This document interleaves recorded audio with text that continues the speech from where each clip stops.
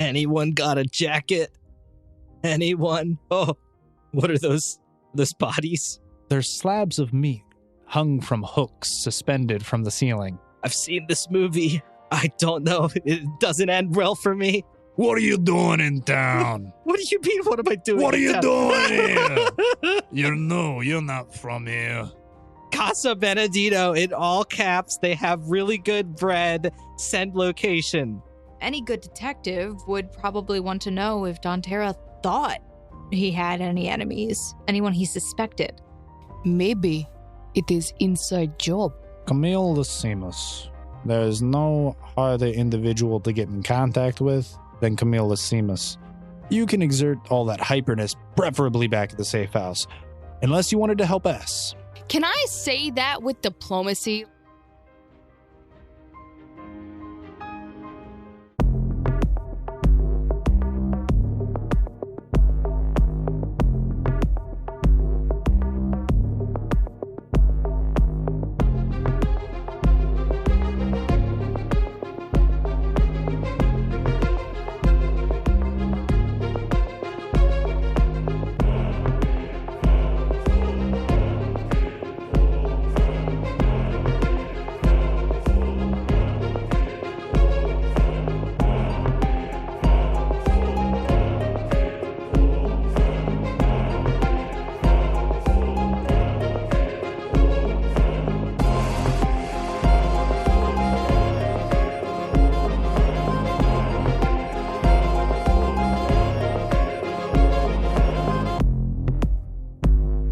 Hey everybody, and welcome back to the Odd Campaign. I am Quentin, your GM, and this is Season 3, Episode 19.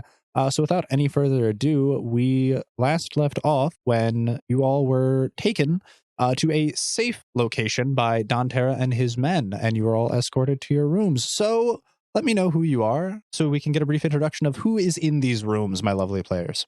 Hi everyone, my name is Daniel, and I play Daniel because I'm original. I am the resident healer of the group, and I do my best to make sure that nobody dies. It's mostly Sal, but I occasionally heal other people. Hi, I am RL, and I play Elias, the quote-unquote Russian spy who doesn't really do a good job at her spy job, but she's a rookie, so, cut her some slack or something. Hi guys, my name is Snow and I play Snow in the podcast. She is the leader of the Odd Guild alongside with her faithful wolf companion, Nachia, who is the king. That's right, Nachia, you tell him, boy. Snow is here today, trying to sleep, probably in the nude, because that's normal. As long as she's asleep alone in her room. If she's with somebody else, nah, that's not going to be the case. Oh, hi, I'm Wilson. I'm the resident cavalier of the group. Me and Selena were being escorted back to a house, and then we were redirected to another house, and then we met a large Italian man, and then we were told to go to our rooms like we were 5, and that's where we are. Yeah, I'm Selena. I'm the resident druid and Gallahan's younger sister that everyone forgets about because I barely have any screen time or talk unless it's involving cute animals, and because there really aren't that many cute animals, the only thing I've really gotten through the adventures recently is getting sick and unconscious and almost stabbed and then kidnapped and then lost, and it's been a fun time. And this is exactly where we all pick up.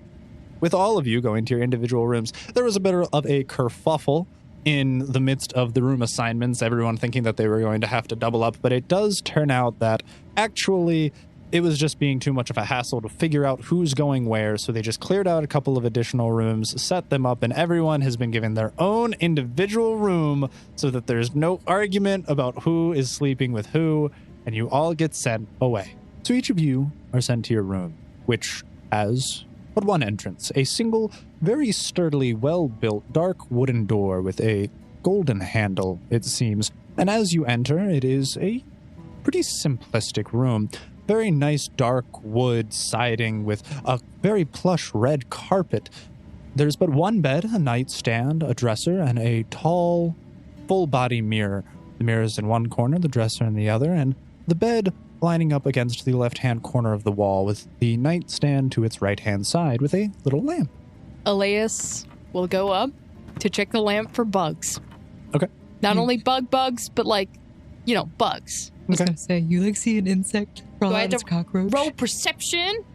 28. So you go around and you rim the edge of this lamp. You also open up all of these dressers and line the edges and go under the bed. You don't really find any bugs. The only thing that you notice is that there are a couple of spare changes of clothes in the dresser and that there seems to be an air vent directly underneath of the bed. Which reminds me, I would like to change back into my regular equipment. Okay. Including my armor that was hard to get a hold of. Intend on sleeping in armor? Yeah. You do you. You're completely decked out in all of your finest gear, mithril chain armor included, and you are preparing for bed. I will put my hat on the nightstand, and Elias will journal for the rest of the night, writing of today's events and things that have happened, and also sketches of faces that she saw and may have not have saw, because, As you are staying up a little later in the evening, please roll a will save for me. A will? A will. A will? A will. That is a total of 13 Yeah, 13. for my will. Please roll a perception check for me. Oh, that was good. 19 plus 15, 34. As it is getting later in the evening and you find yourself propped up on your bed, you find that there's a sweet aroma in the air and it lulls you and you slowly fade into unconsciousness as this relaxes you and you eventually just fall asleep right where you are, pen and journal in hand, and you fall unconscious. Okay, Snow, you find yourself in the exact same identical setting. Not going to go through all the details, but wood siding, bed, dresser, yada, yada, yada. And am I by myself? You are by yourself. Perfect. Everyone has their own room. All right. It is late at night. Everyone is pretty much getting themselves ready. So Snow also gets herself ready for the PG-13 style. We'll say down to the underwear, but we know what I just mean. imagine, what is it? Jim Carrey's Ace Ventura, where he just rips off the clothing. where he just flings his arm backwards and all of his clothes just magically fly off of him and he's just in his underwear. Step out of my clothes then? I don't think that's how that works. Dang or else it. every time you light step, your clothes would come off. And I really don't want to live in that reality. I could be Mirio. No, thank you. You get undressed into a comfortable attire to relax for the evening. She flounces onto the bed. It's very soft, very cushy. Did Nichia come inside Of as a course large creature? Nichia Okay, came so he's in inside. the room, so I actually have him get on the bed with me. The bed creaks and groans a little as it is supporting a large amount of body weight, but eventually, as you all settle, you get quite comfortable. This is the life. Roll a The will save sleep. for me, Okay, I'll roll a will save. followed by a perception check. Okay, I'll roll both of those. Will save first. 21 for a will. Okay, very nice. And perception is an 18. Does Nichia need to roll Yes. a will and a perception? Yes, please, both of them. Boy. Oh no. Nichia's will, currently it is a 11 for his will, and his perception, 24. So, Nichia seems drowsy, but he seems to cover his, paw at his nose a little bit, and then he hops off the bed and begins to paw underneath your bed. You seem still fairly energized in the new surrounding. You're still kind of taking it all in, the adrenaline coursing through you. You're not quite tired yet, but you don't notice anything. So I actually, because of my companion, he's my animal companion, I have a link with him, which is an emotional link. Do I sense anything negative from him? Not negative. He seems drowsy but intrigued. Could I potentially follow? Because if he's intrigued by something, I would probably be interested as well. Sure. Okay. I'll lazily roll off the bed. Nichia. Okay. Look, buddy. So I roll off the bed. And Roll another perception for me as you roll off the bed. You are peering underneath of it. God, it's only a 19. All you see is that there's an air vent down there, and it seems like it's pushing out fresh air. Is it cold? No, it's actually quite warm. It seems like it's heating the room. So is the room is comfortably warm? Oh, the room is very cozy. And it seems as if even Nichia is slowly getting lulled into a slumber as he gets more tired as the evening goes by. Okay, do you want to sleep by the air vent, buddy? Oh. Okay, can I move the bed? Yeah, you can roll strength. Roll a will save for me real quick, though. Will first, then strength. Okay, my will Mhm. That is 23. You are very easily able to drag the bed out from this corner, revealing the air vent slightly for him. And he's able to kind of just like hop and lay almost on top of the air vent. All right, that's fine. It was comfortable. I climb onto the bed that's probably I probably pushed it in front of the door, not thinking about it or something. It's not in front of the door. Okay. It's almost directly in front of the dresser, though. There's only about like a foot. So if you pulled the dresser drawers out, they might even hit the bed frame a little bit. Can I sketch the room based on that? Yeah, sure. Okay, thank you. I tried sketching the room, but he said it was wrong. Yeah, it's because you added a window. There is only... It was an artistic touch. There is but only one entrance and exit from this room, and that is the front wooden door which you came from. There are no windows, and the only other opening seems to be through this air vent. And How big is eventually, the air vent? the air vent isn't too large, maybe about a foot by 6 inches. So 6 inches like tall and then another foot wide. Pretty standard. You could fit your arm down there probably, but like not your head. Okay, so the door opens I don't know why you want inward. to stick your head down an air vent, but you could. You underestimate my stupidity as a child. What is this? Is that a nightstand next to the That bed? is, yes, that is the nightstand directly to the right of the bed with a little small lamp on it. So Snow, do you just drift off peacefully into a slumber? She might stay up and... Do I have anything on me? She eats a bread roll. Roll a will save as you are Gosh, reaching dang into it. your pack. After moving the bed, you feel immensely tuckered out. You're getting cozy in your room after having moved the bed, and as Nachia, you can hear, has already fallen asleep on top of the air vent, you too begin to fall into a deep slumber, and the only thing you could think is that maybe someone lit a nice, soothing candle, scented to help you fall asleep, as there's a sweet aroma in the air. And you'd peacefully get whisked away to your dreams. She's on top of the bed, by the way. Not under the covers. Not under the covers. Not under the covers? No, she Okay. probably just face planted on the bed. Okay, very nice. Okay, you're welcome. So Daniel, you Yes. too find yourself going to your room. Same scene.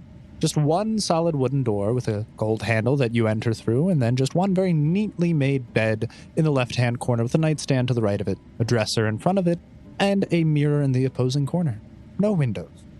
I am going to take out the 2 watches I bought today.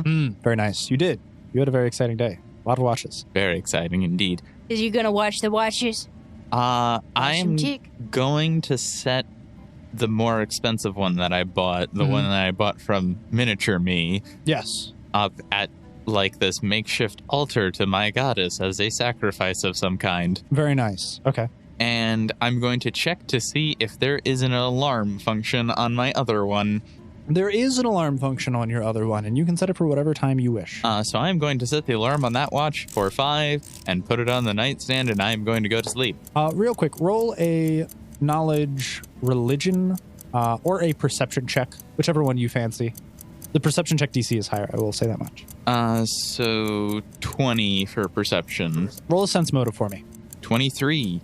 As you are offering up your watch to your entity, you feel compelled almost to tinker with it slightly, and you notice as there is a button on the side of it, which you haven't quite pressed yet, but you are intrigued by the description that the smaller version of yourself gave you.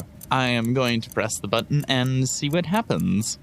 It's strange, but the device, it seems to almost tick slower, as if the seconds are being stretched out. And at first you think, well, maybe this button kind of messes with the inner workings of the watch, and maybe it like broke it, and like the conversion rate's not right, so like it messed with it, so it's not keeping time correctly. But you then look to your other watch, and it's going just as fast. But you seem to be moving perfectly fine and freely about the room, and time just seems to be passing by slower all around you.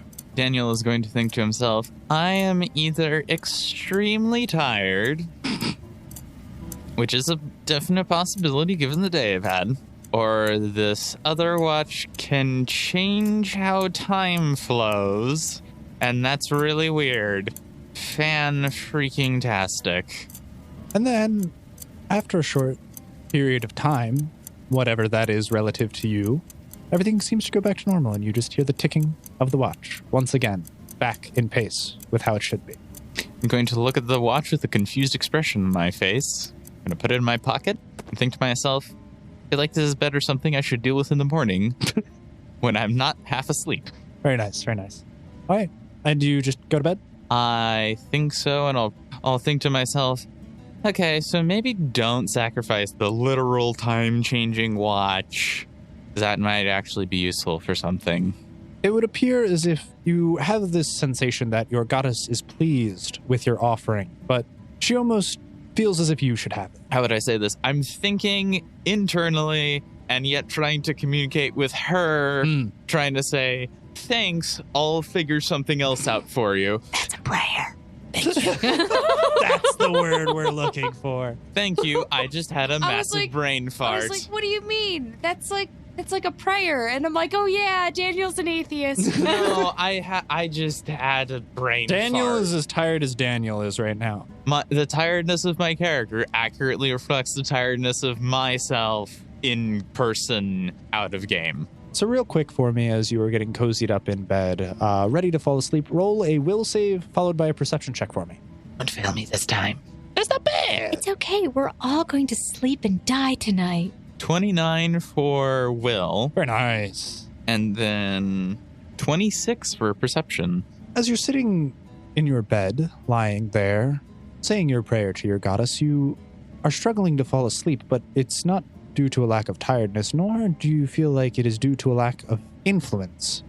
As a matter of fact, you smell this sweet, faint aroma in the air, and you feel as if it is almost attempting to compel you to sleep, and yet you are unable to do so. Maybe it's the adrenaline from the night's pretenses, but you feel as if Or the excitement of finding a time-changing watch. the excitement of finding a time-changing watch, maybe it was the murder of a man hanging from a chandelier, but Or maybe you have to poop.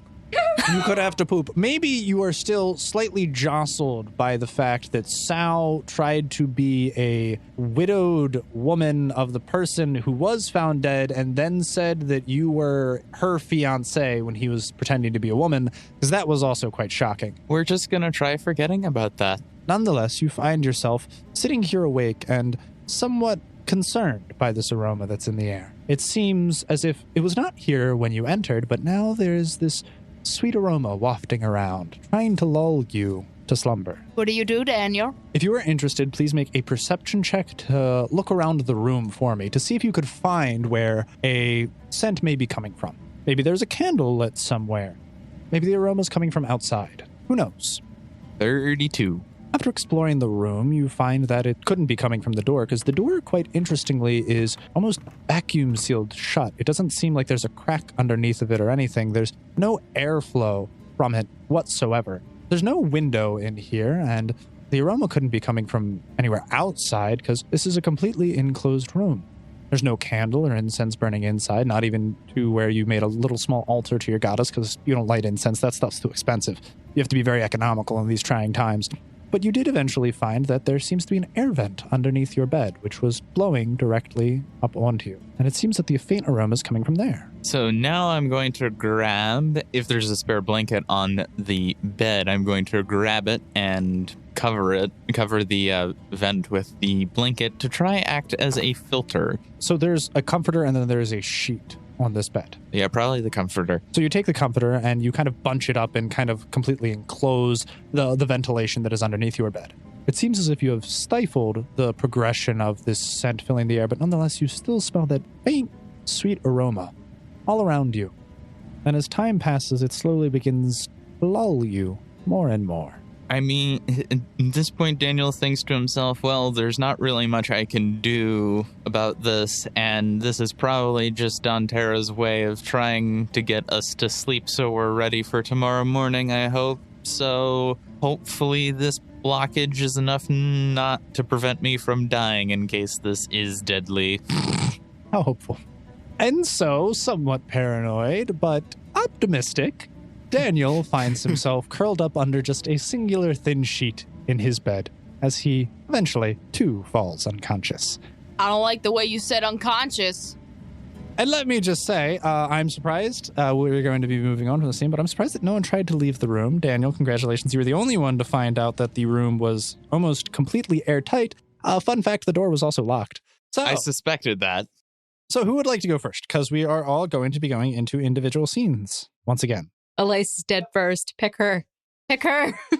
Yeah, kill me first. Each of you, as you were, having your last memories of slowly and comfortably drifting off nice and well-cushioned beds in the safe and secure rooms provided to you by none other than Don Terra himself. Eventually, find yourself waking up in starkly different scenes. Elias, you are sat in a somewhat uncomfortable metal chair in a rather small room. Oh no. Made with concrete, facing a table opposing a equally metal chair, and a seemingly glass wall with a solid wooden door similar to the ones in the rooms you stepped in. But you seem to be restrained almost, with something tight pinching your wrists. Man!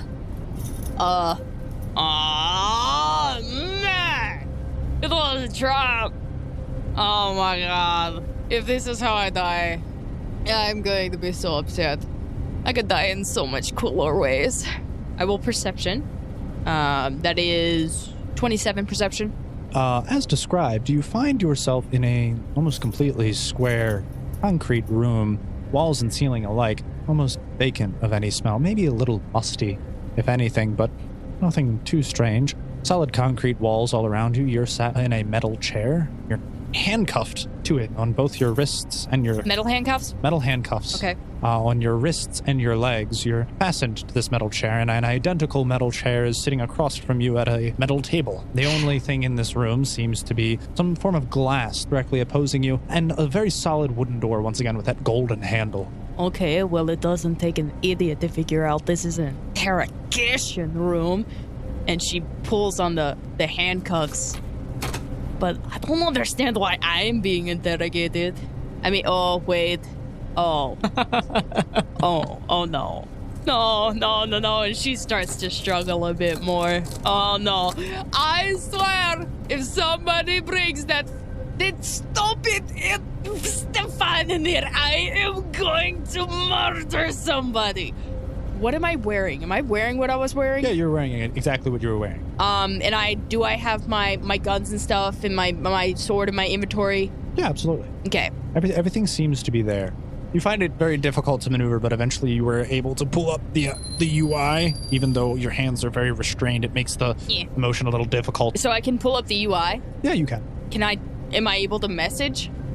You find it very difficult and very slow and cumbersome as you I don't have to do it with my hands, I can do it with my nose. You can peck at it with your one hand. I was just imagining you headbutting it going... An NPC walks in, they can't see the UI, so they just see her like headbanging the air very aggressively. No, that's some good music. You are able to pull it up and you are able to type a message with one hand. I'll do it to the guild. Sure. Help. Trapped in creepy room. Handcuff. Handcuff it. And as you go to send this message, you just get a and the gray message, which normally turns blue as it is sent, turns red, and there's a little red X mark next to it as it has failed to send. You know, I don't understand why they would even make these types of rooms in these stupid video games where you wouldn't be able to use the feature that they made. Hello? Anyone there? I'm ready for my interrogation. You find yourself in solitude. No response. Not even a sound. How echoey is the room? It's concrete. It's slightly echoey. It's not too large to reverberate, but there's nothing to really dampen the sound. So all you can hear is every single one of your own movements, with no concept of time or idea at all when anyone might come. There is only one thing to do in a situation like this. Sing songs of Mother Russia. And she will start singing the Russian national anthem in Russian. I don't know. RL character me does not know the Russian anthem in Russian. Nor how to sing it in Russian. But Elias would, being the patriot that she is, and she will sing some the Russian national anthem and some other classic Russian songs that I know of. The Soviet national anthem? That's mean to heck. Mother Russia, all hail her beautiful land. Ra ra Rasputin. Okay, as time goes by, you manage to get through but a few songs until eventually something does break the silence. Roll a perception check for me. 30. The atmosphere is broken from as you hear the latch on the door before you slowly begin to move as you see the handle turning. Oh, Hello. Walking in, you see a face from a recent memory. You see a tall, but not too alarmingly tall, Thank God. well-tanned individual with messy, stark white hair. He walks in wearing a long red tailcoat and an almost reflective carbon body armor underneath. Well, I feel bad for not dressing up myself. He walks up and he grabs the metal chair opposing you and kind of turns it around and sits on it backwards. Sorry, that is not how you sit on chair. You're supposed to sit on it the other way. See how I'm sitting on my chair? That Do you know is why you're here? Probably because I'm in trouble and going to die. But if I die, I would request some sort of different, treatment. I could die in way cooler ways. Well, at least you are no stranger to talking. So I'm sure you'll love that. you see, I'm not quite sure why you're here. Oh. And by that I don't mean this room. I mean in my town. So if you Your town? would elaborate, what exactly is your objective here? Why are you here? Yeah, well, I'm here because, I walked into town. My legs basically took me here themselves. My question to you is, we'll play a little game of questions here. How is this your town? Are you like the owner, like the landlord or something? So what I'm just interested in is what connection does your objective have to this federal security service? Federal Security Service? Yeah, and where exactly is Russia? Oh, you're a man who looks into people's personal information. I don't like talking to people like you. And Russia is one of the greatest countries in the entire world. Thank you. Okay, so I shall sing you the national anthem. what exactly? Mother And he would give you a moment, let you exhaust yourself. It is beautiful, don't you not think? The longer we take here, it really doesn't trouble me any. Oh, It's kind of my job, and I greatly enjoy my job, as I'm sure you enjoy yours. well, job is not really what I would call it. More like a passion. So, speaking of which, I find it interesting. So, you are part of the Operational Information and International Relations Service, which just so happens to be headed by the chief of which is your own father, Ronan Nakivarov. Oh, Aleas completely freezes and loses all of her cockiness. So, again, I'm just wondering exactly, what are you doing in this town? I have my mission. I look to complete it. Great. So now, that brings me to the part where... Oh, no. That brings me to the question of how are you getting this information? Not from internet, not from any sources that you could get offline. Are you reading my brainwaves? That's kind of gross. What exactly are you hoping to achieve by interfering with the Don Terra organization? Well, someone who would be able to read my brainwaves would be able to understand why. Again, we can't do that, unfortunately. It would make this process a whole lot easier. Unfortunately, that technology is very centralized and not allotted to everyone. So I have to resort to somewhat... Kind of sad for you. It is. It may... Well, Oh, no. it is and it isn't. It makes my job a lot more fun. Well, we didn't even get proper introductions out of the way. I'm Elias. Nice to meet you. Nice to meet you.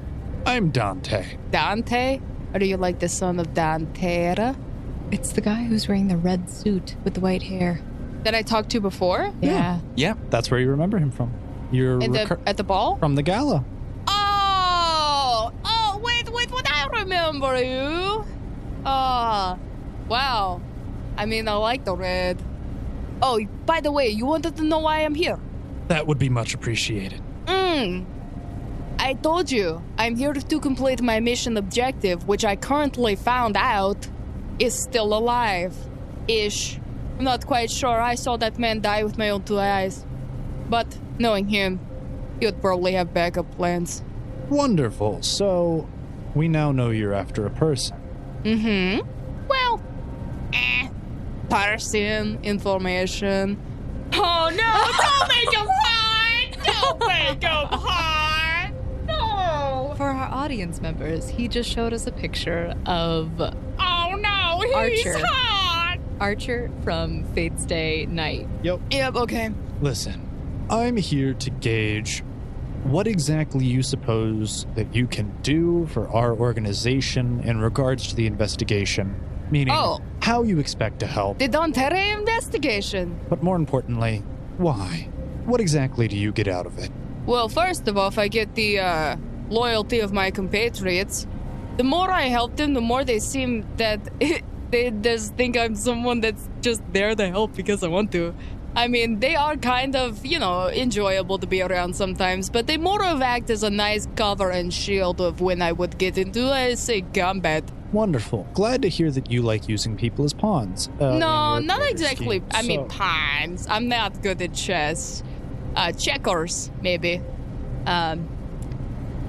Well, you see, you're asking all the questions. Indeed I am. I don't think you understand how this situation works. I'm the person who gets to walk through that door, and you're the person who gets to sit in this metal chair until I decide that I have the information I want. Oh, and what information that is? What is your objective? To complete my mission. And that mission would be? To complete my mission. My mission is information gathering. Of which information, I mean, you don't really know, but I don't think you understand how valuable information is. Oh no, I definitely do. And if information was a currency, you would be a billionaire. And we like to keep it that way. I'm sure you would. We have the luxury. Who's we? You have multiple personalities? Here at the Don Terra organization. Oh wait, you're working with Don Terra? Why am I here? Are these handcuffs you're doing? Because I was instructed to gauge exactly what threat any one of you individuals might pose on our family. Oh, well, threat, I mean, I have no reason to harm Don Terra. He's a nice guy. But a man has lost so many things. But I can hope you can understand our apprehension when a group of unidentified individuals enters our town, and some of them have mysterious abilities? I'm less so even concerned about that.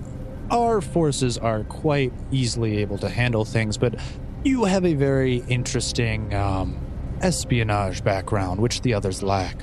Most of the others are common run-of-the-mill college students. They pose no major threat. Well, yeah, I'm not going to fight you on that one. But I'll tell you this much, Don Terra is not my mission. His information means nothing to me. Which brings me back to the question of what do you really have to gain here? That's not really your business. But it is, because if you are attempting to manipulate my family in order to gain leverage in some third-party scheme, that puts me in a very tight situation. Oh, got you. So I need information on Camilo Lysimus. Don Terra can help me with that. Also, he's a nice guy, and Camille seems like a bit of a prick. But, That's the first thing I've agreed with you on. Now, oh, you've met her? She has an immensely irritating and arrogant personality about her, which I think you will find equally as perturbing. Probably. Just to let you know, I'm just going to get this straight. You know that I am from a place called Russia. That is correct. But you don't know what Russia is or where it is. Not in the slightest. But you are one with all the information. We have pieces of a much larger puzzle. I'm sure you do. The puzzle seems to only get more expansive with each piece we find. It probably will, buddy. Do you know why? And why is that? You don't know why. Oh, poor little white-haired, objectively attractive man. Poor man. You do not understand, do you? You know, there's a reason why I am in here asking questions. But if you're unwilling to cooperate and help this go smoothly, I've been cooperating. I think maybe you could just use a little bit more time. And he stands up from his chair and begins to walk out of the room. Do you want to know? Or don't you? I will tell you. But you're not going to like the answer. And Elias will smile at him. I'm fine with whatever reality I am posed with, but What if your reality isn't real at all? Well, that would be a very interesting proposition then, wouldn't it? Wouldn't it? What if everything you do, everything you have done, and everything you will done is just some program from a code? And what You're if not yours re- is? Aw, that would be great. Unfortunately, I come from some place we call the real world. And indeed, that's what I call my place. But I'm sure I it believe is. what you're referring to is the simulation theory. Oh, you guys have a theory that you live in a simulation? That is kind of meta, but meta. Yes, meta. It's kind of meta, but don't understand why game programmers. Maybe it's to mess with the player's mental psychology. That would be that would be so great. Wow. Very helpful information, thank you. And yet yours really hasn't answered many questions, which you... I don't understand what questions I haven't answered. You still haven't answered who it is exactly you're looking for. Someone who already died. And not one of Don Terra's men. Here's the thing, is unlike your current party, which you're traveling with, we find it immensely difficult to trust people who won't be open with us. I'm pretty open. Then who is the supposedly dead individual you are searching for? If you wish to help us, how could we reward you in kind if we don't know how to provide you with the information you need? He makes a good point. He sure do. His name is Oliver Jackson. That's all I can give you. The other information, it would be highly classified for me to tell you. I am basically already committing treason by telling you his name. But I assume you can somewhat help me get to him since you know Camille. And I was told that Camille can somehow communicate with him, which would be very bad for you guys. Oh no. If you guys are up against Camille and she has Oliver on her side, I really would not... Oh shoot, that is very bad for you. And why would that be? Look, I don't... See, you know this place where I'm from? Russia. We have this thing where we, don't want to tell people our national secrets. Yes, but if your secrets directly impact my livelihood and the livelihood of everyone I care about... Your livelihood is codes. Ones and zeros. And he just pulls out a knife and just runs the sharp, jagged blade across his hand as you see it begins to bleed. No! Wow. I don't think you understand. Oh, this is real to you. I'm so sorry. That was kind of insensitive of me. Alright, so basically, imagine all of your top scientists and all of the great intelligent, multiply that times 200, and that is Oliver Jackson. What exactly do you propose that he is capable of then? Because if that... Psychological warfare for one, honestly.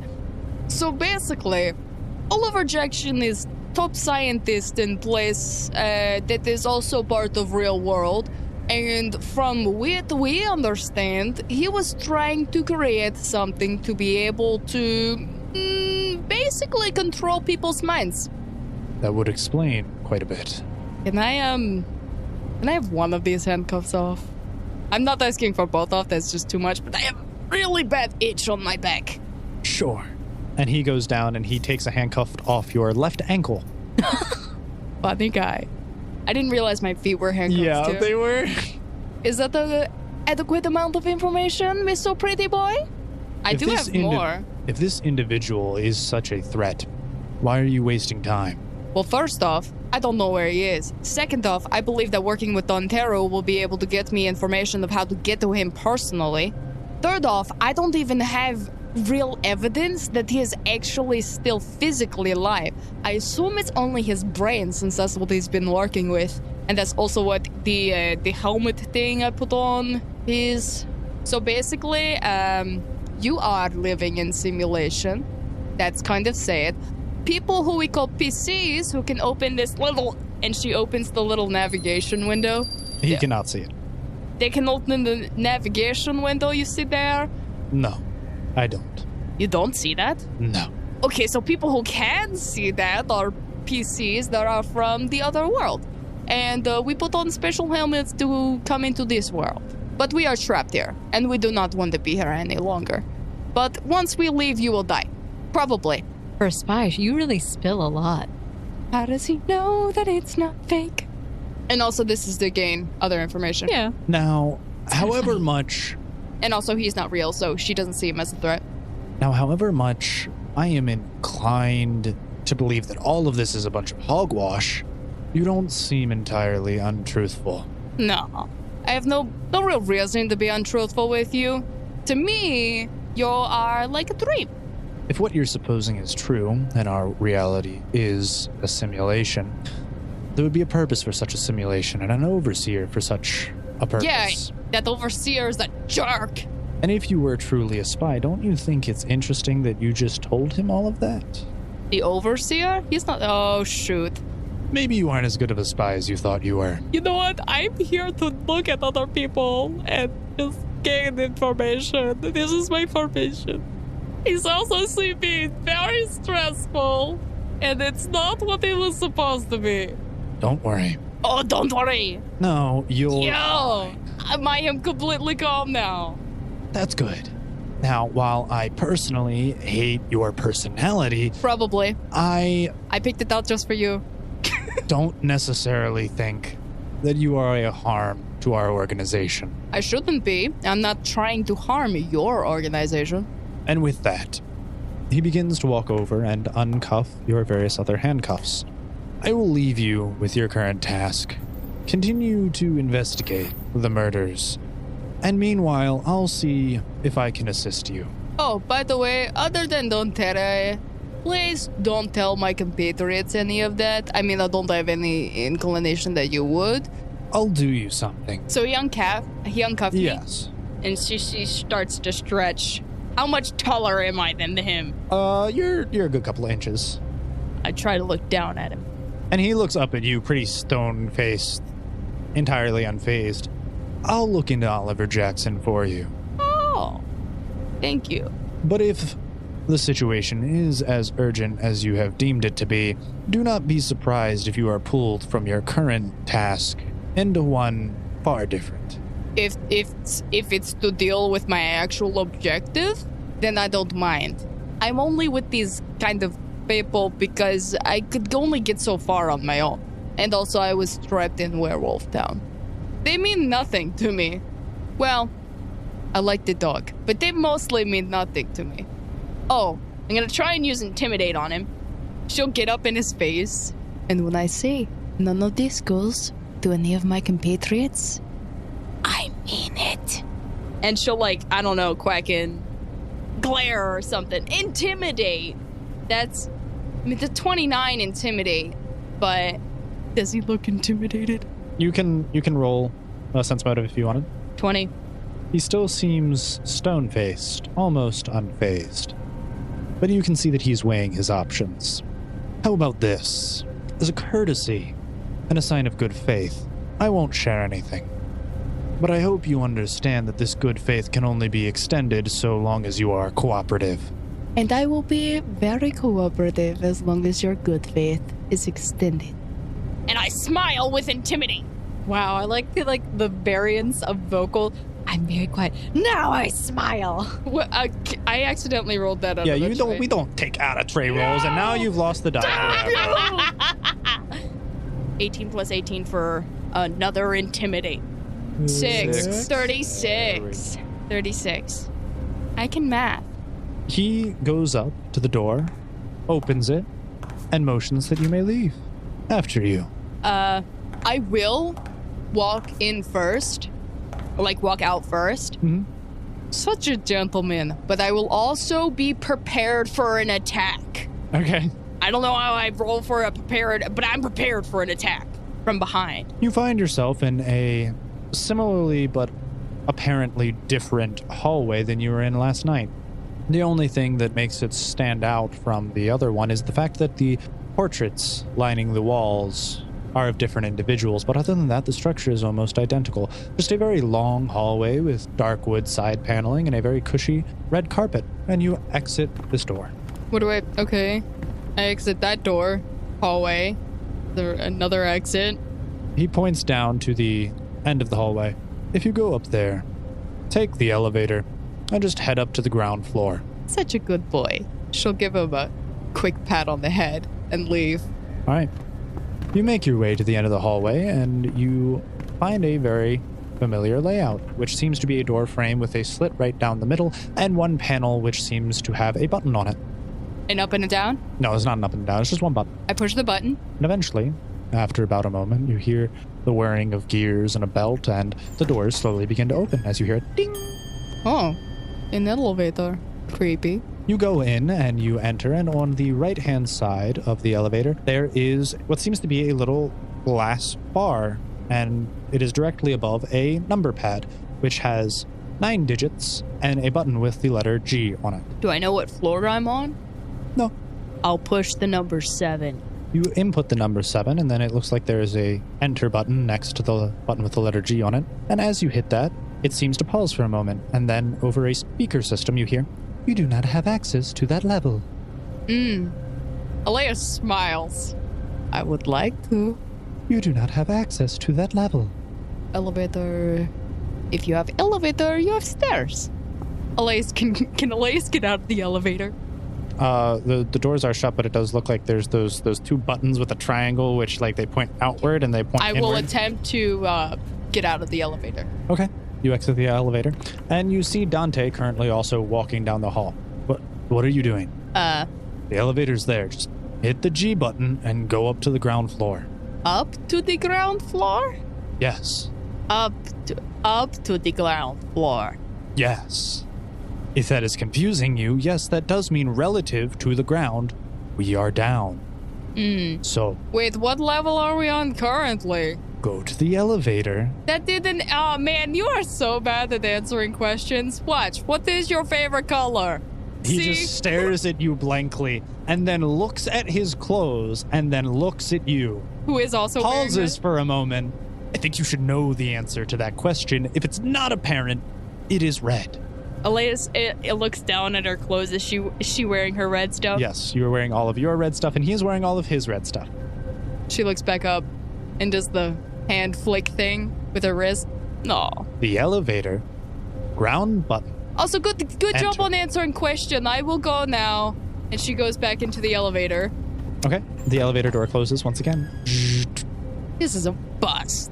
You hit the letter G, followed by enter, and all the elevator does, going up. And after a few moments, the elevator makes its way up, and you hear another very pleasant ding. You have arrived, and the doors slide open. And with that, you find yourself back in the restaurant which you entered the night before. Oh! And that is where we are going to transition. Hey there, Foundling. Yeah, you. I'm sorry to interrupt, but I wanted to let you know that Missing Roleplayer Found has reached our 2nd year anniversary this month. And we wanted to celebrate that with you by doing a little giveaway from our affiliate Dice Envy, because you can never have enough dice.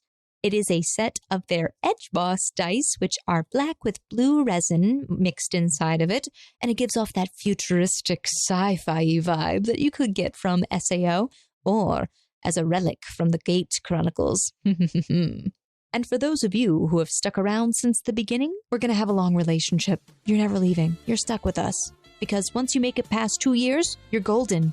So thank you so much, guys. Thank you so much, Foundlings, for sticking with us from the very first episode where it was just Quentin and I sitting on the floor with a microphone in between us, not knowing what we were doing, all the way up until now where we have 8 people who play with us, and occasionally we bring in guests. It's such an exciting time. We've grown so much, and we want to thank you so, so much, because we could not have done this without you and your support. And now, enough of the sappy talk. Because you're listening to our episode, we wanted to give you a special code that gives you 3, not 1, not 2, but 3 entries into the giveaway. Following the link in our description below, you can get into the giveaway and enter the code MRPFAOD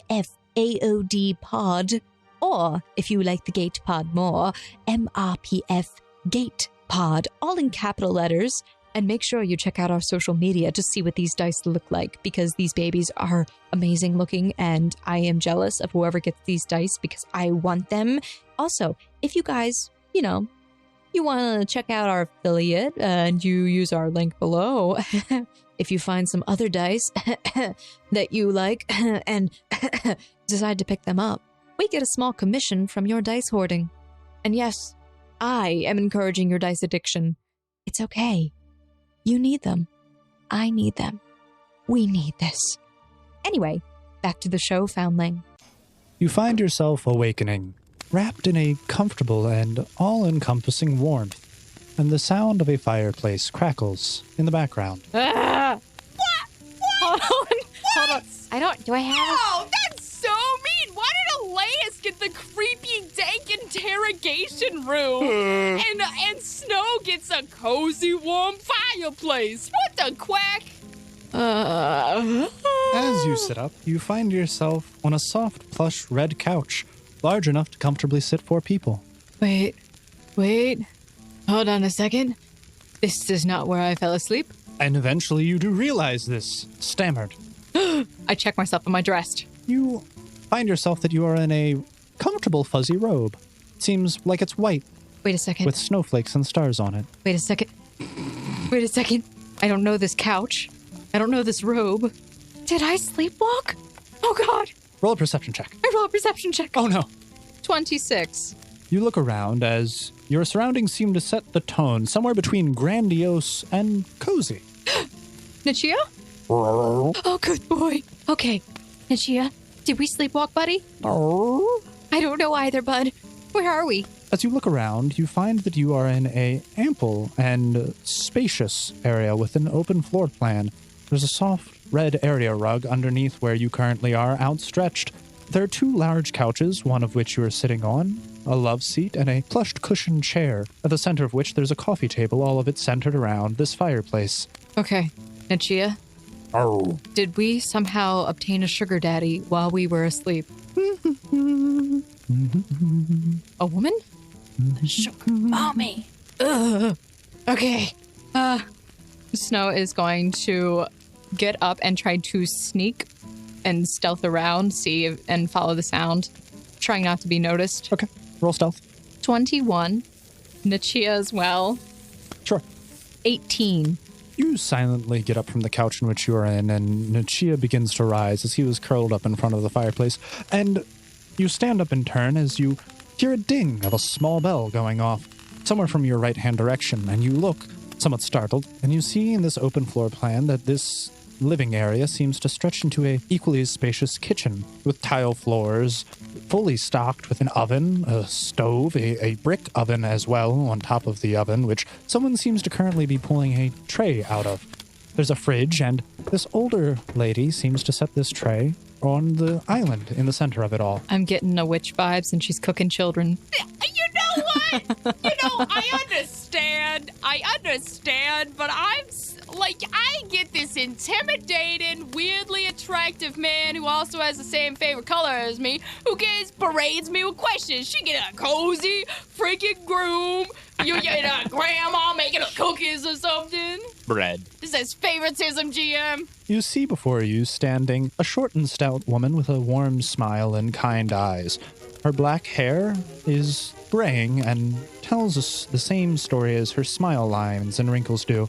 The woman must have lived a very long and happy life, I'll bet stressful enough to put those gray hairs on her head. And she turns and addresses you. Biscotti? And she gestures over a tray, and you see that they're biscottis that she's just cooked out of the oven. No thank you. No, I'm okay. I hope you slept well. I didn't. Oh, no. Yeah, apparently I must have sleptwalked here. I am so sorry. I really do apologize. Normally I don't sleepwalk. Sometimes I talk in my sleep, but I normally don't sleepwalk. After you rejected her biscotti, she looked a little offended. She set the tray down on the island, and she went back over to a cutting board and is chopping up some vegetables and mixing them in as she seems to be making breakfast. Don't worry, dear. You did not sleepwalk here. You were brought here. I was brought here? Yes. Why? Oh, it's very simple. And she gestures over to her right-hand side, and you see from a doorway enter in a young gentleman.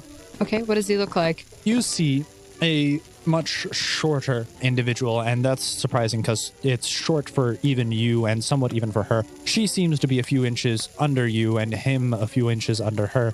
She's about 5'2". He's barely about 5 feet. He seems like almost a young boy with shaggy blonde hair, but he is well-dressed, but not necessarily well-kempt. He's in a suit, but he has rather shaggy hair.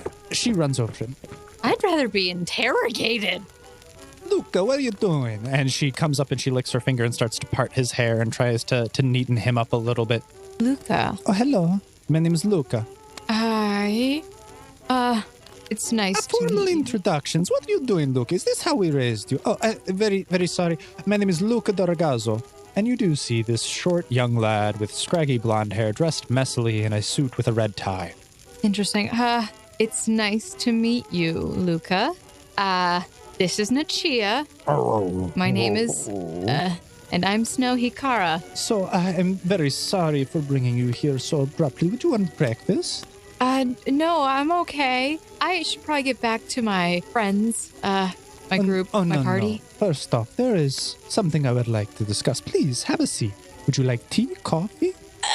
No, I don't drink either. Well then, perhaps a glass of water, orange juice? No, I'm okay. I'm good. Please then. And she sits down in the soft plush chair, and she gestures for you to sit down on the couch opposing her. Snow walks over, but she sits down upright and rigid. Roll a perception check for me. real Okay. quick. 26.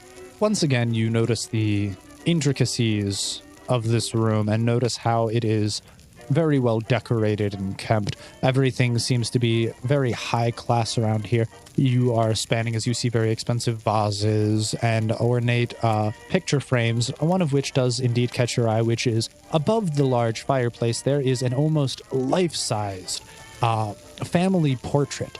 And you actually recognize one of the individuals in it, and it seems to be a somewhat younger Don Terra in the frame. And you also see what you couldn't mistake, but it might be a younger version of this woman. I assume that you are Don Terra's wife. Oh, such flattery. No, I am his mother. You may call me Mama Maria. Well, it's nice to meet you. Why am I here exactly? I'm trying, sorry if I'm being rude. Apologies. Well, you must have been informed, but everyone in your group will be assigned a, how would you say, handler. Meaning that you will have someone who is accompanying you at all times. Now, that would not be me, of course, but I will say that I will have my boy Luca here always look at you, and he will be following you around. Now, I will warn you, Luca may not be the best in a pinch, but he will be reporting to me. You see my little bubble here? Oh, he's so cute. Yes, he is young and up and coming, and I want him to have a very important place in this family, and this opportunity will be very good for him. So, Mama Maria, I must stop you there. I don't exactly put myself in very safe situations, and they might put Luca in danger. And I mean this very, very out of concern. I don't think he'd be protecting me. I'd be protecting him. exactly. No, please don't do this to me. So what I am saying here is, I need my young Bubble here to have the opportunity to have participated in such a prestigious opportunity. So, while he may not be the most useful directly, I feel like Luca resents that. Like, he's getting his peach cheeks pinched. What does Luca look like during all this, GM? Luca looks very embarrassed at Good. all of this, but Good. he doesn't necessarily believe that what she is saying is untrue. He realizes his state and he is appreciative for the opportunity. Okay. Snow's gonna do something really quick. Sure. She's gonna change her demeanor. Mm-hmm. And she's going to get a lot more serious because she was like, okay, so clearly she doesn't understand. Mama Maria, Luca, are you sure you're ready to risk your life in this battle that we're about to enter into? I hope it shouldn't be anything so heinous as that. Unfortunately, in my line of work, it typically tends to run that route. And unfortunately, I can't protect him. I have to protect myself, and I come before anyone else. I was fearful you would say such a thing, but I hope you understand that this is not a request. This is a stipulation. It is part of your assistance. If you are to be looking into these investigatory processes, you will also be looking after Luca. I will not endanger a child. And if that is the requirement, I'm not. then I shall not do it. Well, then, I'm sorry to say then, but Miss, you will have to be off the case. That is fine. But I refuse to endanger a child simply because you want him to be involved. That is terrible parenting. You should care more about him. I care about his future and his livelihood. And I care about his life. As do I. But what meaning would it have if he was just working in the coal mines all those hard and weary nights? I need him to be in a safe place inside the cityscape. I am not a safe place. You can ask any of my compatriots. I tend to put myself in danger. And I doubt that he'd be able to keep up with me. I will say, I know it's not the safest place, but life is also very hard out there, and I would like to try. I will try not to be a burden to you, Miss Snow. I promise. Please, just give me the chance. Why me? Because I find you to be the most capable. And from what I have seen, you have kind gestures and a good heart. I'm trying to be kind now. Please accept it while I'm still in this mood. I will not be responsible for the loss of a life, especially that of a child. Of course not. But will you be responsible for his opportunity? No. Then That is not my responsibility. Yours as a parent is providing a different opportunity, not thrusting it upon someone else to provide the opportunity. This is the opportunity that I can provide for him. And have you talked to Don Terra? My son, of course. Me and him have great relations, but he wants things to go very smoothly with this, and as do I, but I also know that opportunities for this do not come along very often, and it would be a shame to squander such a thing. Luca would have a much better position here than he would have elsewhere. And I am also fearful for him that during all of these times that he also may be a target, but surrounded by you and all of your other party members, as well as all of the other guards and handlers with them, nowhere else would be safer for my boy. So you have to understand I am thinking about his welfare. And I cannot accept it. I cannot be responsible for taking care of a child. My abilities do not allow me to. How old are you? I am 16. Yes. And you're just a few years younger than me, and I'm still a child. Oh, see, there you go. I am only a few years younger. Still eligible to marry you. I was worried it was gonna go there. I really do need this opportunity. Make him cry. Boy, you aren't ready to become a man. He kind of scuffs but stays quiet by Maria's side. If that is how you feel, If you hide behind the skirt of your mother, you clearly are not ready to be a man. Let me clarify something for you. His mother died many years ago in a tragic accident, and he has been watched after by this family. He is not hiding, as you can see, but he is bravely standing before you asking for an opportunity. I am not even his caretaker, but someone who feels the pain and understanding of his reality and just wishes to assist him. If it were not for me, he would probably not be standing here right now, and I wish for him only the best. So please do not insult him or me. You may leave the robe, my robe, here as you leave. That's fine. And she motions to a door. Okay. Snow basically takes off the robe and drops it. Okay, that's fine. I'm gonna have to walk out in public like this. Yep. That's fine. No, I have stuff in my inventory still. You do. All right. The onesie. I do have my onesie. I put my onesie on. Very nice. Yeah. I think it's a dinosaur. It is. T-Rex. It's a T-Rex onesie. I'm an adult.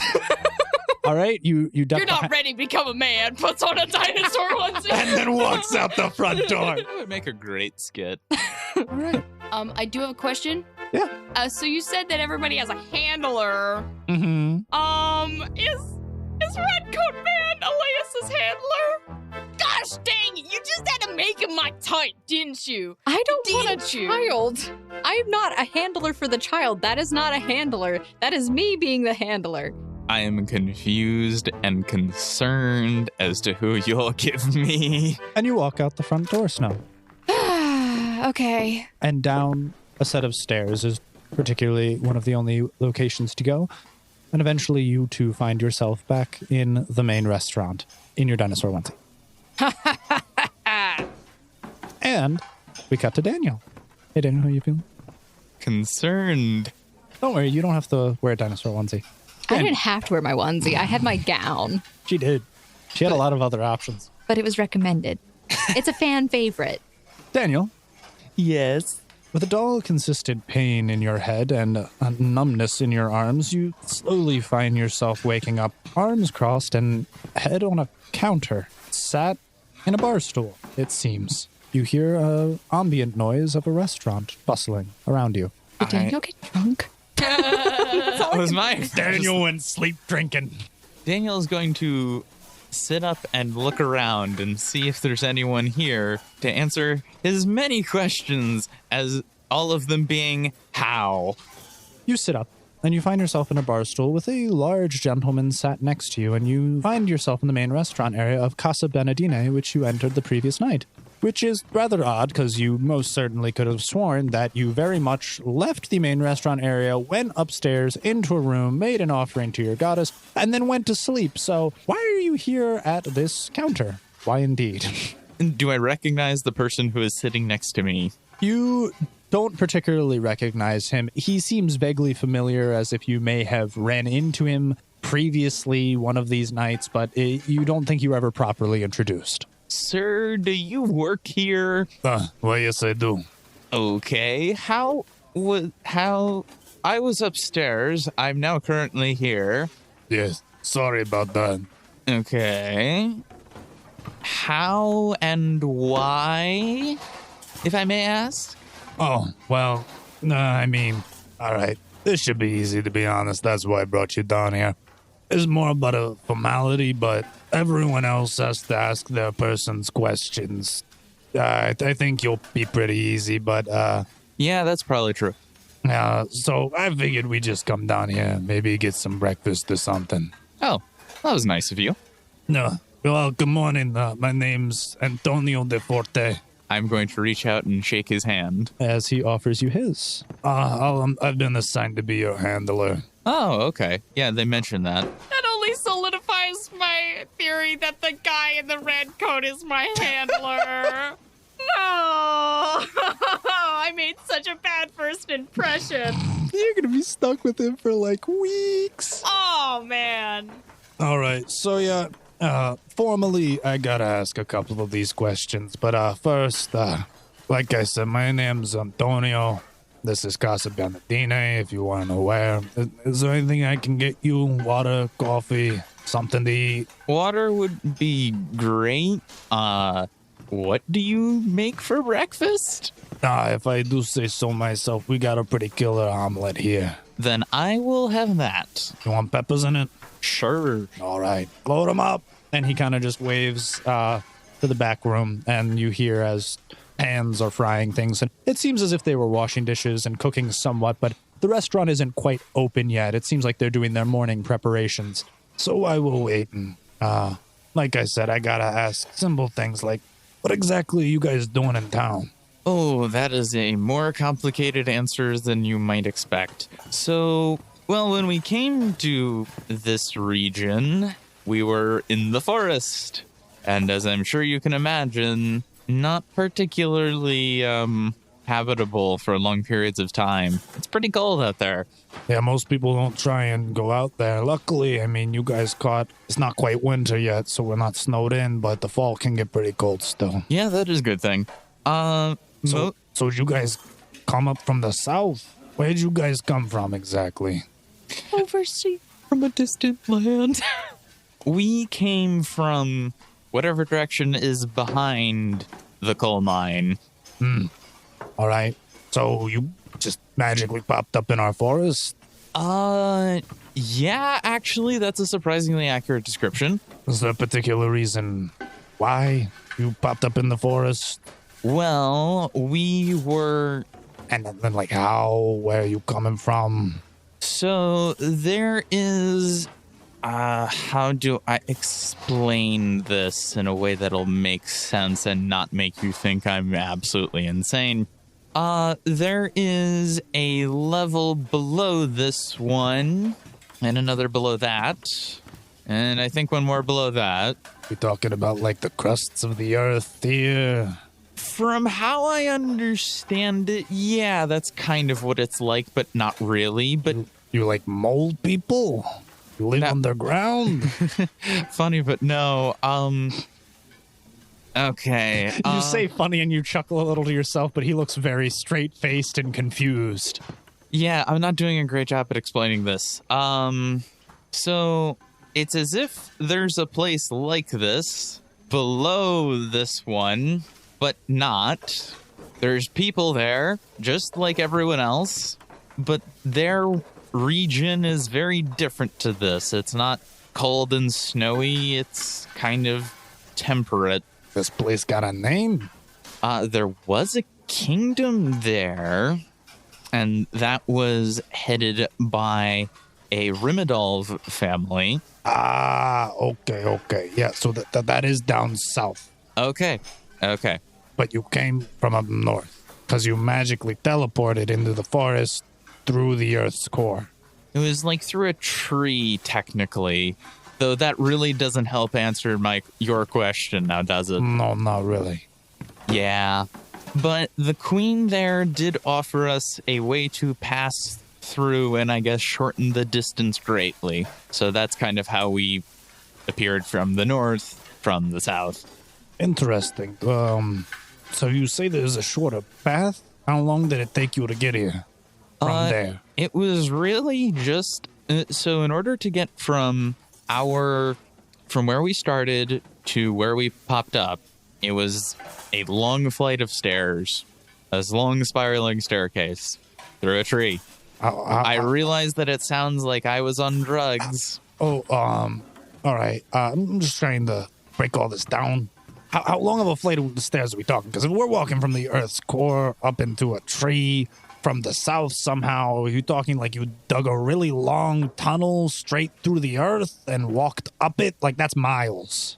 It couldn't have been more than 1,000 feet vertically. So you walked 1,000 feet up a tree. Mm-hmm. And then appeared in another tree in the middle of our woods. Yeah, basically. Is that tree still there? Can you go back? I assume you can just walk back down the stairs. I believe we can, though I'm probably not the person to ask because this was explained to my other guild members, but I wasn't there for the explanation. Could you figure out roundabout roughly where the tree was? I mean, yeah, I can certainly try. Well, anyways, it's a little off topic, but some intriguing information. Might have you sit down sometime and point it out on a map. We could investigate that a little further. But what exactly, like I said, what are you all exactly doing in town? We are at the moment just really what our goal is to pass through and keep going. Pass through to where? Where are you trying to get to? I guess the next big town, really. I hate to burst your bubble, but this is it. The biggest town for hundreds of miles. Yeah, we have a habit of traveling far, really far. Where are you trying to get to? I guess you can say we're just kind of explorers, really. What is it that you're looking for, though? Like, is there an end goal? Something? I mean, honestly, I think we're just motivated by the thought of the unknown. It's just kind of like what else is out there. Interesting. All right. Well, I mean, currently, with your city, where Draken kind of introduced us to this Volcanium stuff. So at the moment, the Volcanium and the fact that multiple of your men are dying and stuff like that. So that'd be... Right now, I'm personally trying to get some Volcanium, hopefully, and also... Aren't we all? Well, I mean, if you really wanted some Volcanium, that's going to be a little while. Only place where we have the operation set up for that. As you might have heard, the mine shaft recently just collapsed itself underneath an explosion, so we gotta re-excavate that and then get the machines back up and running. Right. So hopefully I can help you guys with that. That would be greatly appreciated, but that kind of brings me to my next question, which is, I can't really question your effectiveness and what exactly you can do to help the investigation, because I feel like that's been made pretty clear. But what I do have to question is the motives as to why you find the need to help with this investigation. What exactly is in it for you? I mean, truthfully, one part of it is that I have the skill for it. I may as well use it. The other part is I feel that in helping Draken with this, because he seems to be very close with Don Terra, I feel that he might be able to help me with the Volcanium. I feel like that's pretty fair. The operations will be running a lot smoother if we weren't sidetracked with all this. People are pretty on edge, so. Right, and if I can help around and get the town less on edge, then maybe I can do other things around here too. All right, well, seems like you got a good head on your shoulders. We'll probably sit down sometime and work out where exactly that tree was. Maybe figure out what's going on with that, but I mean, that's the craziest part of your story. Everything else pretty much makes sense. We've known some adventurers. Most people don't dare come up this far north unless they're looking for an escape from everything else. But we do appreciate the assistance, and maybe we can work something out that when everything's all said and done, we can get you connected with some Volcanium. Yeah, that'd be great. I'm glad I can help. And with that, as your conversation with Antonio is coming to an end, you see Elias come from a back hallway. She pops out, and you see Snow walking down the staircase wearing a dinosaur onesie. Her arms are crossed. Daniel, I had a horrible interaction with a random stranger. It wasn't fun. Well, it was kind of fun. I had a little bit of fun, but mostly it wasn't fun. Is it Snow?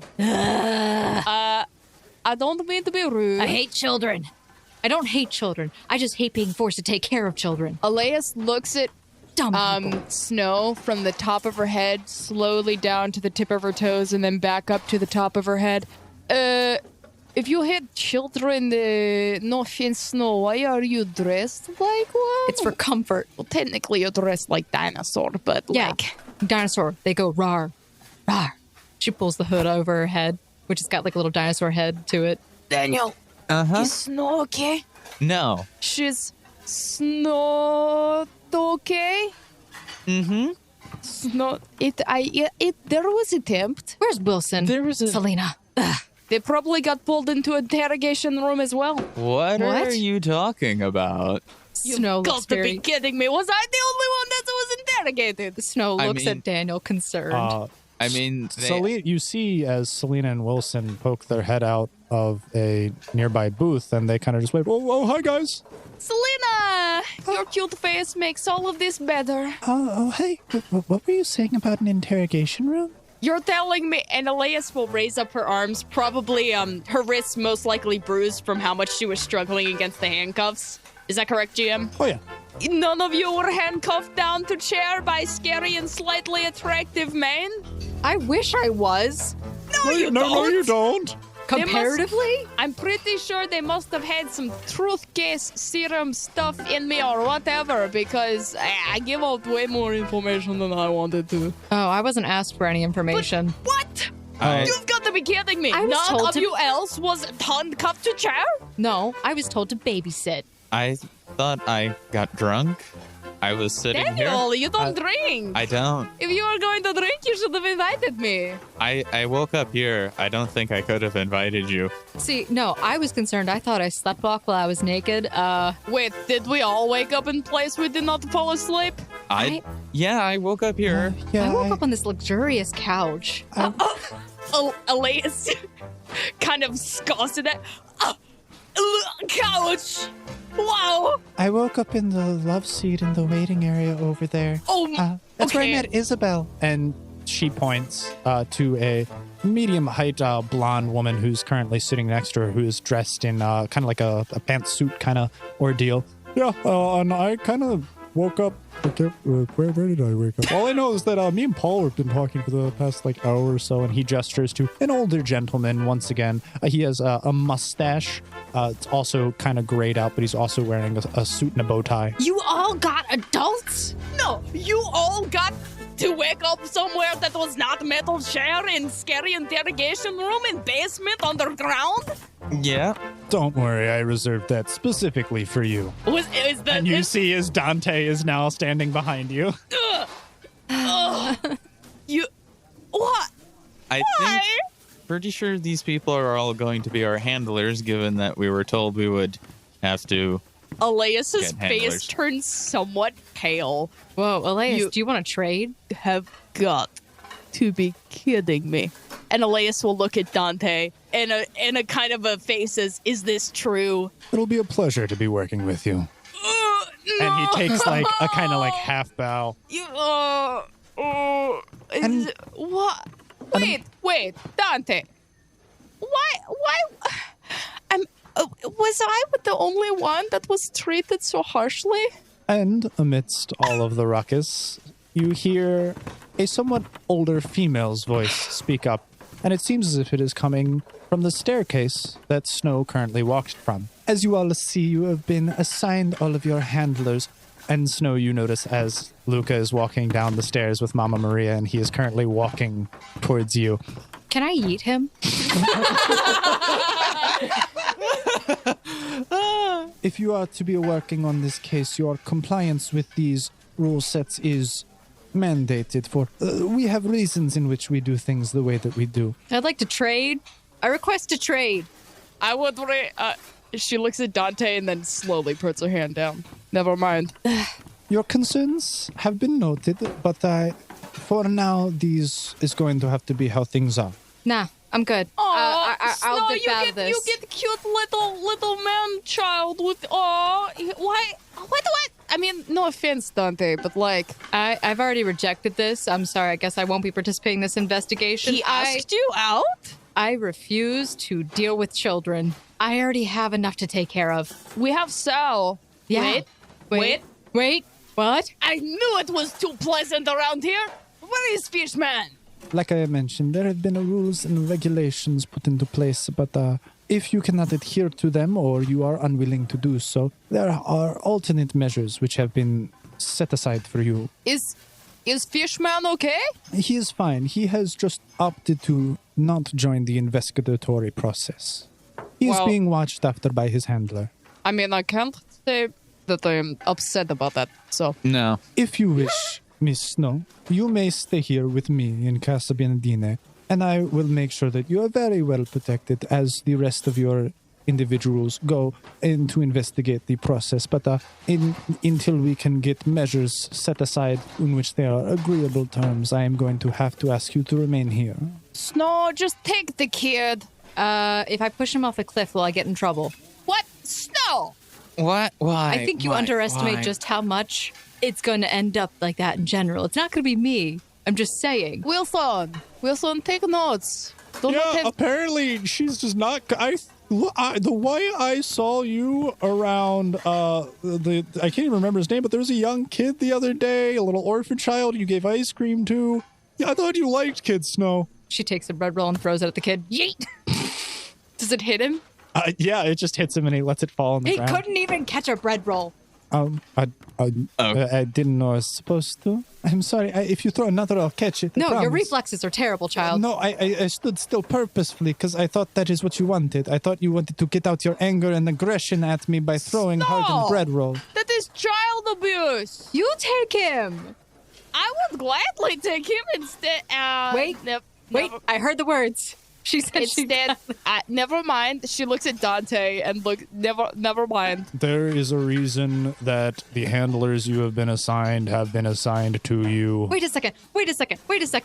If the whole point is that these handlers are supposed to protect us, why am I protecting a child? Maybe the Miss child can't... No.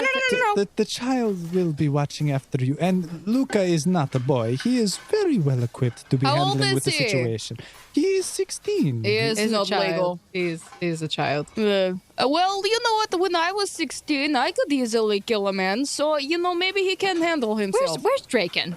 He has already made his way to the mortuary and is setting up things for you there. Oh, he's going to be mad what at us. What about the quiet man that was in limousine with us? Yeah, what about S? Why can't S be my handler? It's fine. That works. S is Draken's handler. He has requested this quite specifically. I looked at Dante. Well, at least we match. It is the least egregious and most acceptable thing of this pairing. If I am going to be miserable, I prefer to do it in style, which at least we can. Honestly, agreed. I'm miserable, but stylishly. Can I say agreed with diplomacy? You're trying to get him to like you more after being so rude? Sure. Yeah. Go for it. I didn't know he was going to be my handler. This is why you should always be nice to people when you first make 20. introductions. 20 diplomacy. You can see as he kind of scoffs at you, but he seems indifferent. I'm genuine with my agreed. If I was going to be miserable, I'd be miserable in style. And he senses that, but there's still a little bit of friction between the two of you. I can assure you that for today, you will just be heading over to the mortuary to proceed with the exhumed examinations of the fallen individuals from my organization. So with that, there should be very little risk, and these people will just be mostly escorting you, just to make sure that if you have any questions or need any clearance, that you will be able to get in where you may. Oh. Other than that, they will not impede you in any way, and will follow your instructions and try and hold them out to a T, while still keeping an eye on you. Elias looks at Dante with an eyebrow raised. I don't want to look at you. Don't worry. I don't want to look at him, and I gesture to the kid. Elias will scoff at him at that statement. Elias thinks of herself as a very pretty lady, because that's what her mother and father tell her, and her mother and father shouldn't lie. Roll a perception check as you're scoffing. 18. As you scoff, you hear him mumble something under his breath, but you can't make out what it was. No! I'm going to turn to Luca or as much as I can, even though I'm sitting. The burst will rotate. And I'm going to ask him, so, Luca, what is it that you can do exactly? We don't know you or anything, so I figured I should ask. Oh, well, everyone has their own sets of skills around here. I am mostly a courier. I am very fast. I can get messages to people very quickly. And thanks to my relations, I have very high clearance level. Oh, that actually could be really useful. Useful for what, Daniel? We can send messages quickly on our own. Yeah. I meant the clearance thing, gosh. I'm sorry, Daniel. I didn't mean to offend you. Well, okay, so I want to meet with Camille Lysimus at some point, or... Why do you want to meet with Camille? What? Is that jealousy I sense in the air? No. I have a nose for this. No, it is... I also want to meet with Camille. Maybe you can all discuss your reasons and investigatory processes while you are in the vehicle, which will be taking you to the mortuary. How long will it take us to get there? It'll only take about 5-10 minutes, but you will have time to deliberate. Okay, I just want to let Draken know. You'll be provided with a soundproof vehicle, as well as a couple of other additional resources in there to help you assist in your investigatory processes. You may use it as somewhat of a meeting room to hold out your deliberations. Well, that'll be very helpful. Thank you. Are we going to have breakfast first? His most important meal of the day. And as you say that, you hear a ding, and there's a gigantic omelet on the counter. And wow. Antonio brings it down and hands it over to Daniel. It looks like this is like a 3 or 4 egg omelet with bacons, fried onions, green and red peppers. It is just stuffed with all kinds of meat and gubbins. I'm going to turn to Elias and say, I don't think I can eat this myself. Oh, do you want my help? Yes. That's adorable. I will come help you eat. Antonio goes down, gets a knife, cuts it in half, and moves it onto 2 plates, and grabs an additional set of silverware. Thank you, Antonio. Yeah, I got you. Maybe you should eat too, Dante. Dante. I'm fine, thank you. I already had my coffee. You just drink okay. Well, my papa only drinks vodka in the morning, so... No, okay. we already had breakfast. Yep. Oh, Well, I suppose we should eat fast, Daniel. And Elias will try to scarf it down as ladylike as she can. You see as Antonio sits down with a omelet that looks larger than the one that Daniel got, and proceeds to eat the entirety of the thing. And Luca kind of goes up to Stone, whispers, Well, she did offer you a breakfast. Be gone, child. Would you like anything? I can fetch you anything you like. Okay, do me a favor. Yes. Be gone. Where to? Distant from me. No closer than 30 feet. I can, okay. And he runs, and you see him run all the way to the side corner of the restaurant. He stands there, and he waves and smiles at you. Aww! Please kill me, somebody. I find him amusing. I already have to watch over Selena. I can't be watching another child. I know. You also have to watch over Sal. I have to watch over a lot of people. Yeah. After a few moments pass by and everyone finishes and wraps up their breakfast, It's around about 8 a.m. now, and you all are being escorted to the vehicle where you will be headed to the mortuary. And that is where we're going to end this week's episode of Sword Art Online Odd. Wow, that was fun. Somebody gets interrogated in a dark room while everybody else is enjoying their scenery, except Snow, who absolutely cannot stand the fact of being a parent figure. Stop it, GM. Don't do it to me anymore. I'm tired. I don't want to care about everybody. All right, anyway. Tired. Yeah, I know. I'm Daniel. You're not wrong. All right, guys. Thank you so much for listening to this week's episode of Sword Art Online Odd. If you enjoyed this episode or you've been enjoying the series, please make sure that you follow along with our journey by subscribing to the podcast on iTunes or wherever you're listening, so that way you can keep up to date. And also follow us on our social media accounts, which is Instagram and Twitter at RollFound, or on Facebook at Missing Role Player Found. You can also visit us on our website, missingroleplayerfound.com. That's ROLL playerfound.com. And you can go there and you can actually go visit our merchandise store where you can get hats, shirts, stickers, cups, and more. And also maybe consider joining our Patreon. If you don't want to buy any merchandise, you can go to our Patreon and subscribe and support us monthly if you'd like. And make sure you share the podcast with somebody. Anybody. Your dog, your grandma, your weird Uncle Gary. Your weird Uncle Gary, specifically Uncle Gary, okay? All right, guys, so we'll see you next week. Bye, guys. Bye. Bye.